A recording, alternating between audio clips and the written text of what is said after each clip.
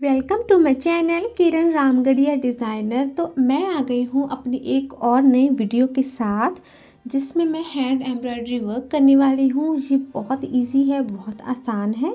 इसको हम इजीली घर पे बना सकते हैं बहुत ही कम प्राइस में। तो सबसे पहले हम इसको बनाने के लिए सबसे पहले लेंगे हम फैब्रिक। ये मैंने फैब्रिक ले लिया है और अब मैंने ले लिया है अपना एम्ब्रॉयडरी अड्डा। ये इस तरह का छोटा अड्डा होता है, इस पे हम अपना वर्क करते हैं। तो ये मुझे कुछ 550 रुपीज़ में पड़ गया था। ये वुडन का है और ये बाकी जो है वो पूरा मेटल का है। तो इस तरह से जो ये अड्डा है, ये स्पेशली हम एम्ब्रॉयडरी, पेंटिंग, आरी वर्क, इस तरह के वर्क के लिए लेते हैं। तो इस तरह से साइड से दे रखा होता है, जो प्लास्टिक में होता है, हमें लूज़ टाइट करने के लिए वो हेल्प में आता है। तो सबसे पहले मैं क्या करूँगी, आपको अपना कपड़ा इसके अंदर फिक्स करके दिखाऊंगी। ये मेरी मम्मा का सूट था, तो ये जो उसकी फ्रंट शर्ट है मैंने इसके अंदर अच्छे से डाल दी है और इसके ऊपर मैं अपनी वुडन फ्रेम इसके ऊपर अच्छे से लगा दूंगी, अच्छे से टाइट कर दूंगी। इसके साइड पे एक प्लास्टिक का वो दे रखा होगा, हम उसके साथ ही उसको टाइट करेंगे। ये है चॉक पेंसिल, इसे हम अपनी जो मार्किंग वगैरह है वो करेंगे। ये है मेरा पूरा मटेरियल। ये मटेरियल जो है वो मैं अपने वर्क में यूज़ करने वाली हूँ। ये है 0 साइज़ के बीड्स। मैंने ग्रीन कलर ले लिया था, बट मैंने ज़्यादा उसमें यूज़ नहीं किया क्योंकि उसमें ज़्यादा गोल्डन टच जा रहा था। तो ये है मेरा आरी वर्क। इसमें हम आरी भी करेंगे, पेंटिंग भी करेंगे, सारा काम करेंगे। तो सबसे पहले ये ले ली है मैंने अपनी आरी। ये बेसिक जो हमारी स्टिच होती है उसके लिए हम उसको यूज़ करते हैं। ये गोल्डन थ्रेड में आती है। ये है हमारा दबका। इस तरह से ये दबका होता है और इसको कट किया जाता है पीसीस में और इसको फिर यूज़ किया जाता है। ये है मेरी ब्राउन कलर की सिप्पी, इसमें थोड़ा सा टच जो है वो गोल्डन का है, तो इसको मैं अपने वर्क में यूज़ करूँगी। और ये है मेरी ग्रीन कलर की सिप्पी। इस तरह की ये जो सिप्पियाँ हैं ये दो तरह की आती हैं। एक होती है बिल्कुल प्लेन जिसमें कोई ग्लिटर नहीं होता, दूसरी होती है जिसमें ग्लिटर होता है। ये है मेरी पाइप्स, इसको पाइप्स बोलते हैं। ये गोल्डन में है, आप किसी भी कलर में ले सकते हो और इसको पाइप्स बोला जाता है। गोल्डन आप किसी भी कलर में ले सकते हो, इजीली मार्केट में से ये हमें मिल जाएंगी। और ये मैंने अपना ड्रॉ कर लिया है। ये मैंने फ्री हैंड ड्रॉ किया है। मैंने आपको पेंसिल दिखाई थी येलो कलर से, तो इस तरह से मैंने अच्छे से जो है मैंने इसको अड्डे पे लगा लिया था। इसके ऊपर फिर मैंने फ्री हैंड मार्किंग्स कर ली थी, ड्रॉ कर लिया था। तो सबसे पहले मैं लूँगी अपना फ्लैट ब्रश 3 नंबर और लूँगी डार्क ग्रीन कलर। तो इस तरह से मैंने जो है वो अपना कलर ले लिया है। मैं इसमें सबसे पहले पेंटिंग करूँगी। पेंटिंग करने के बाद मैं इसमें अपना एम्ब्रॉयडरी का वर्क करूँगी। आप कलर चाहो कोई भी ले सकते हो। अगर आप पेंटिंग सीखना चाहते हो, पेंटिंग के रिलेटेड आपको कुछ भी इन्फॉर्मेशन चाहिए, तो आप मेरी बाकी की वीडियोस देख सकते हो। मैंने वहाँ पे पेंटिंग की पूरी डिटेल्स दे रखी हैं, मटेरियल की डिटेल्स दे रखी हैं, फुल इन्फॉर्मेशन है। आप मेरी बाकी की वीडियो देख के पूरा समझ लोगे, आपको कोई प्रॉब्लम नहीं आएगी। तो सबसे पहले मैंने क्या किया, अपना फ्लैट ब्रश लिया 3 नंबर का, सिंथेटिक कंपनी का ब्रश है और मेरा डार्क ग्रीन कलर का कलर है। तो इस तरह से जो मेरी टानियाँ हैं इसको सबसे पहले मैं इस तरह से अपने फ्लैट ब्रश से ही कर लूँगी। ऑलमोस्ट जो मेरी है वो टानियाँ मैंने कर ली हैं। ये मेरा लास्ट रह गया है। तो इसको इस तरह से करने के बाद थोड़ा ड्राई हो गया है। तो अब मैं अपने जो लीव्स हैं वो मैं करूँगी। लीफ बनाने के लिए मैं 2 कलर्स का यूज़ करूँगी। ब्रश मेरा सेम वही रहेगा, फ्लैट ब्रश। और मैं अभी पैरेट ग्रीन का यूज़ कर रही हूँ। जब भी हम कलर लें तो एकदम से कपड़े के ऊपर अप्लाई ना करें। जैसे कि मैंने ढक्कन के साथ उसको थोड़ा कम करके कलर को फिर मैंने डायरेक्ट फैब्रिक पे अप्लाई कर दिया। तो ऐसे ही मैं सिंगल सिंगल लगाऊंगी। ये पेंटिंग उनके लिए बिल्कुल सही है जिनको पेंटिंग बिल्कुल नहीं आती है, बट वो इंटरेस्टेड हैं काम करने में, सीखने में, तो इनके लिए ये बिल्कुल सही रहेगा। तो फिर मैं सिंगल में लगाऊंगी। सिंगल में जब आप करोगे आपको दिक्कत बिल्कुल नहीं आएगी। जब आप बिगनर होते हो तो अगर आप सिंगल स्ट्रोक लगाते हो आपको दिक्कत बिल्कुल नहीं आती है। तो अभी मैं सिंगल सिंगल स्ट्रॉ जो है अपनी जो डॉट्स हैं वो अच्छे से लगा दूंगी, फिल करके लगा दूंगी अच्छे से। और ढक्कन के साथ मैं साथ से इसको क्लीन करती जाऊंगी ताकि वो एकदम फैब्रिक पे जाके वो एक ड्रॉप ना छोड़ दे। तो इसलिए ज़रूरी है कि पहले हम अपने फैब्रिक पे अप्लाई करने से पहले कलर को थोड़ा कम कर लें। अभी मैं लूँगी डार्क ग्रीन कलर। जो सिंगल साइड मैंने छोड़ दी थी, अब हम उसको डार्क ग्रीन कलर से फिल करेंगे। मैंने 2 कलर्स का इसलिए यूज़ किया ताकि जो मेरी लीफ का टच है, जो कलर है वो निखर कर आए, निकल कर आए और वो थोड़ा ओरिजिनल लुक दे। और उनके लिए ये बिल्कुल सही पेंटिंग है। जिनको पेंटिंग में तो इंटरेस्ट है बट उनको टेक्निक्स का नहीं पता चलता, उनको पता ही नहीं चलता कि हम कैसे स्टार्टिंग में कैसे करें। काम करना मुश्किल नहीं होता, फर्स्ट स्टेप ही थोड़ा मुश्किल होता है। काम तो हो ही जाता है जब हम प्रैक्टिस करते हैं, फर्स्ट स्टेप ही थोड़ा मुश्किल हो जाता है। तो ये फर्स्ट स्टेप उनके लिए ये बिल्कुल सही है जिनको पेंटिंग में इंटरेस्ट है बट उनको थोड़ी नॉलेज कम है, तो वो इस टेक्निक को देख के ज़रूर सीख सकते हैं और समझ सकते हो। तो ये देखिए लीव्स का पैटर्न मेरा हो गया है। मैं वही ब्रश लूँगी बट मैं अब लूँगी वाइट कलर। तो अभी जो मेरे फ्लावर्स हैं, सबसे पहले ये मेरे होंगे फ्लावर्स। फ्लावर्स के ऊपर मैं पहले अपनी आउटलाइनिंग करूँगी। आउटलाइनिंग करके मैं इसको फिल कर दूँगी, अच्छे से इसको भर दूँगी। अच्छे से मैंने इसको भर दिया है, अच्छे से मैंने इसको फिल कर दिया है। और क्योंकि जो बेस कलर है वो हमारा वाइट ही रहता है, हम कोई भी कलर करें पहले वाइट रहता है। तो अब मैं इसके ऊपर बेबी पिंक, इस तरह से, नहीं बेबी भी नहीं, थोड़ा खट्टा टाइप पिंक है ये, आप कोई भी कलर ले सकते हो वैसे तो इस तरह से मैंने इस पिंक को लिया। अब मैं अपने हाथ को वाइब्रेट करूँगी। जब मेरे हाथ में ब्रश होगा, मेरे हाथ वाइब्रेट होगा तो क्या होगा, ब्रश अपने आप काम करेगा। तो बस यही सेम चीज़ करनी है। मैंने बहुत इसमें लाइट टच दिया पिंक कलर का। शायद आपको ये वीडियो में ज़्यादा शो ना हो रहा हो बट ये कलर ना बहुत प्यारा लग रहा था, बेबी पिंक कलर निकल के आ रहा था। तो लाइट नीचे शेड देने के बाद अब मैंने इस पिंक कलर को इस तरह से लगा दिया है। वाइट इसमें मैंने थोड़ा ज़्यादा दिखाने की कोशिश की है क्योंकि मेरी मम्मा ने इसके साथ वाइट दुपट्टा लिया था और उसमें पिंक कलर के फ्लावर्स थे। तो मैंने उसी पैटर्न को दिमाग में रखते हुए अपने इस शर्ट को कंप्लीट किया है। ये पूरा सूट बना हुआ था, ये बहुत ही सिंपल सूट था, उन्होंने इस पर कुछ नहीं किया था। तो मैंने सोचा कि क्यों ना इस पर थोड़ा वर्क किया जाए।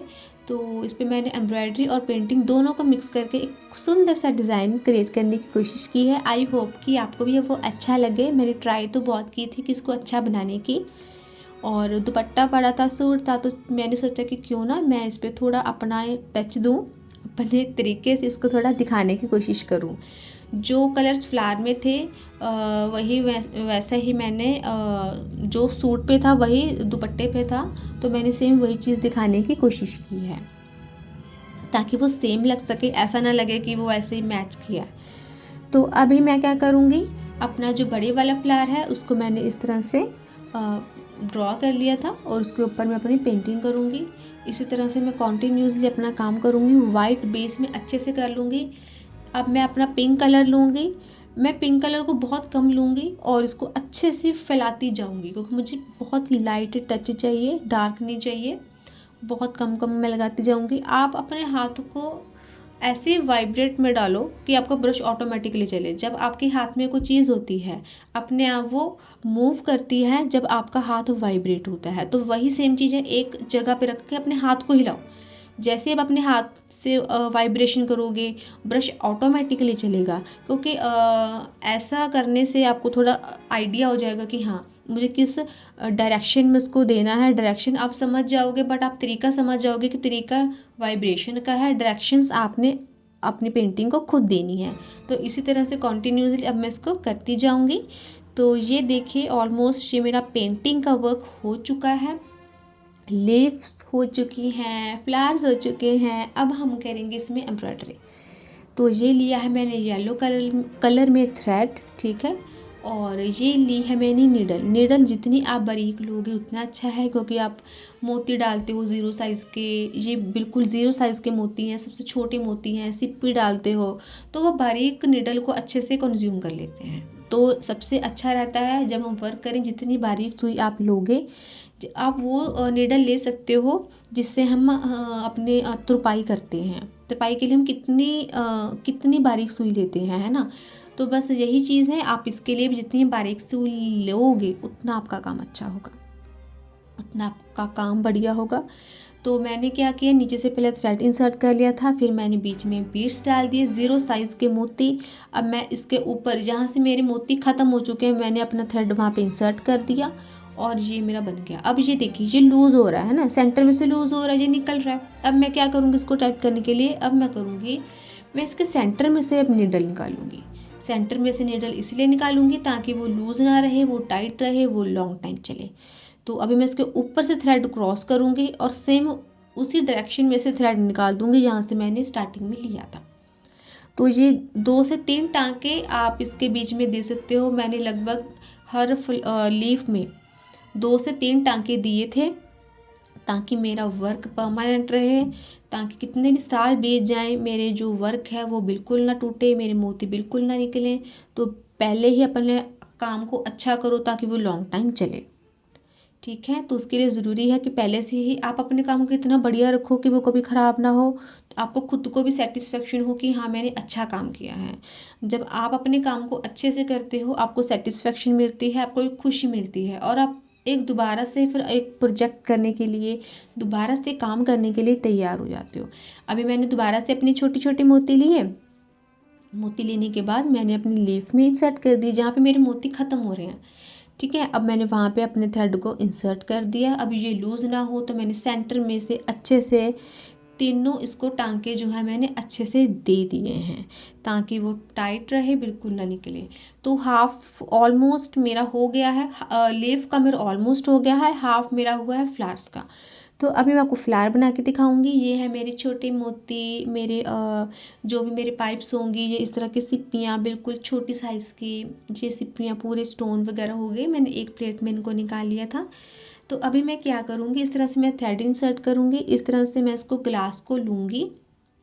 इसको ग्लास बीड्स भी बोला जाता है और इसको पाइप्स भी बोला जाता है।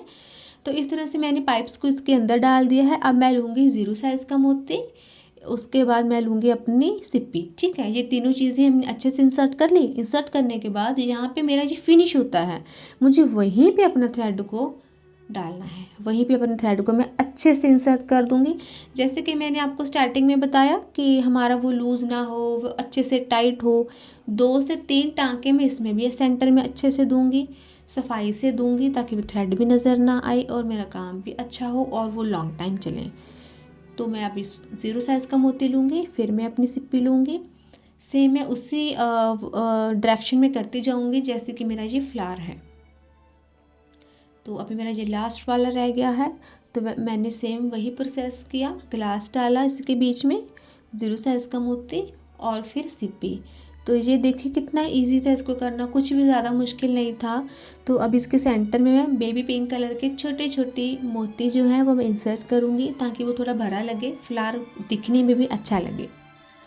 तो अभी मैं लूँगी छोटे साइज़ की इस तरह की सिप्पी। अब मैं इसके सेंटर में इस तरह से इंसर्ट कर दूँगी क्योंकि जो हमारा फ्लावर है वो पिंक है, तो उसमें थोड़े पिंक टच चाहिए मोती का ताकि वो थोड़ा निखर कर आए, वो सुंदर लगे।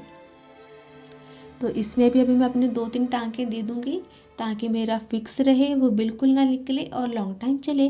अब मैं करने वाली हूँ आरी वर्क। आरी वर्क बहुत इजी है, बहुत आसान है। इसको करना इतना इजी है कि बस आप देख के अपना मटेरियल ले आके उसको थोड़ा प्रैक्टिस करो तो आप इजीली कर लोगे। तो अभी मैंने क्या किया, सबसे पहले मैंने थ्रेड को लिया, आरी थ्रेड को लिया। इस तरह से मैंने इसको अच्छे से नॉट लगा ली। नॉट लगाने के बाद मैंने उसको राउंड में लिया। अब मैं क्या करूँगी, नीचे से अपने थ्रेड को लूँगी, निकाल लूँगी क्योंकि वो राउंड शेप में हमारे पास आ गया था, हमने उसको घुमा लिया था।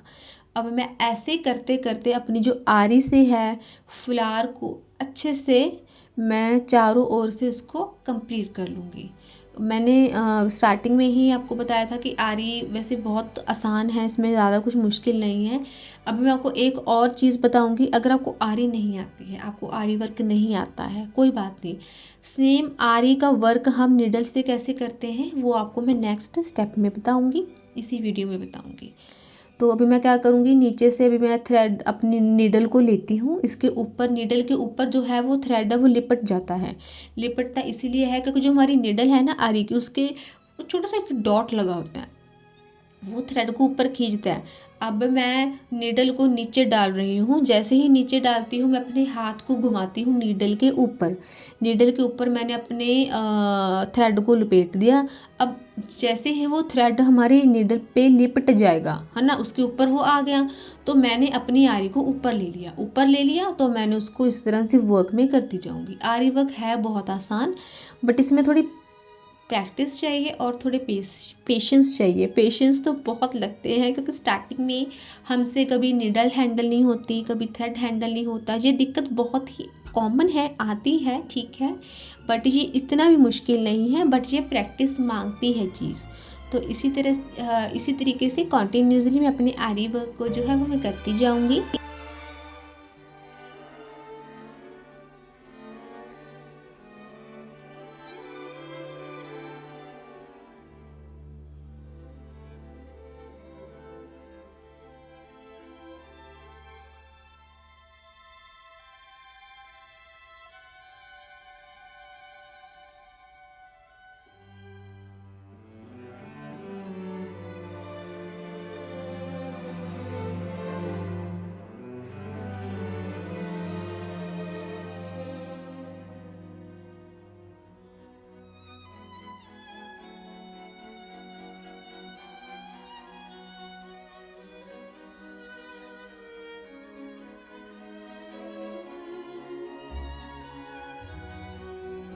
ऑलमोस्ट मेरा हो गया है, ठीक है। तो ये देखिए कितना प्यारा लग रहा है, कितने सुंदर लग रहे हैं फ्लावर।